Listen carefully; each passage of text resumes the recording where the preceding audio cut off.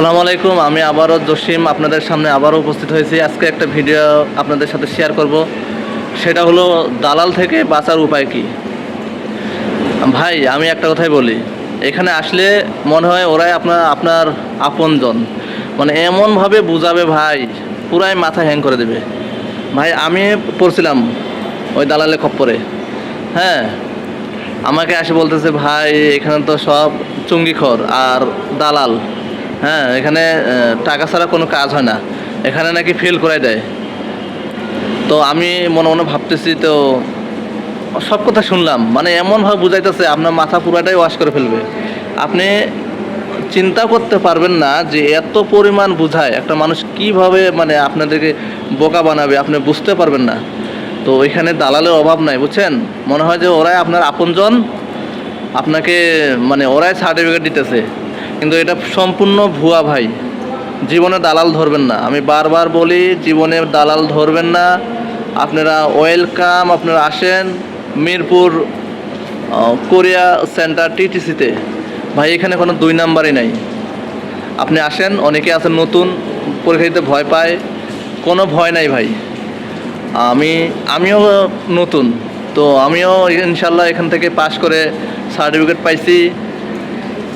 আপনারা ইয়া করে কোনো চিন্তার বিষয় নাই ভাই। এখানে যে অনেকে আছে যে চিন্তা করতে করতে মাথা ঘামাই ফেলায়, তো ওরাই নার্ভাস হয়ে যায়। এখানে আসে ঠান্ডা মাথায়, ফুল ঠান্ডা মাথায়, মনে করবেন আপনার মাথায় কোনো চিন্তা নেই, ডাইরেক্ট চলে আসবেন।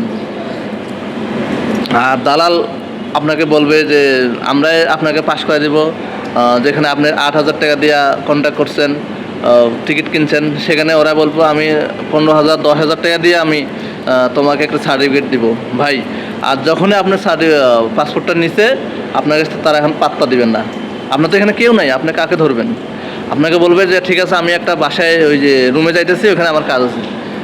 যা দেখেন যে উনি পাসপোর্ট নিয়ে উধাও হয়ে গেছে। আপনার একটা হয়রানি, তখন আপনাকে টাকা দাবি করবে। আপনার বলবে যে আমাকে 20,000 দাও, 25,000 50,000 দাও, নাহলে আমি দিতে পারবো না, আমার অনেক টাকা খরচ গেছে, এখানে দিছি 5,000, ওইখানে দিছি 10,000। মানে এত পরিমাণ আপনাকে মানে হয়রানি করাবে, যেটা ধারণার বাইরে ভাই।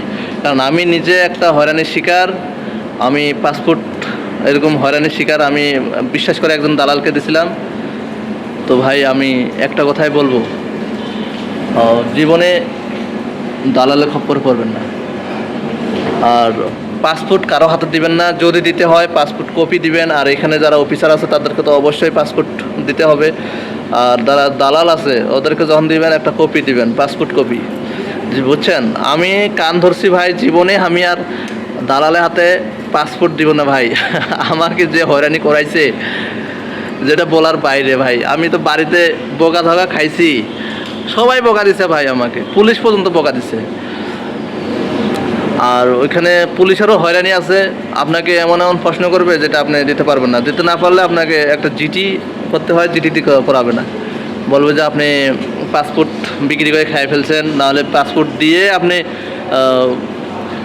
টাকা নিছেন, হ্যাঁ, নতুন করে আবার তাহলে পাসপোর্ট কী জন্য করবেন। মানে এত পরিমাণ আপনাকে হয়রানি করাবে, পুলিশও হয়রানি করায় ভাই।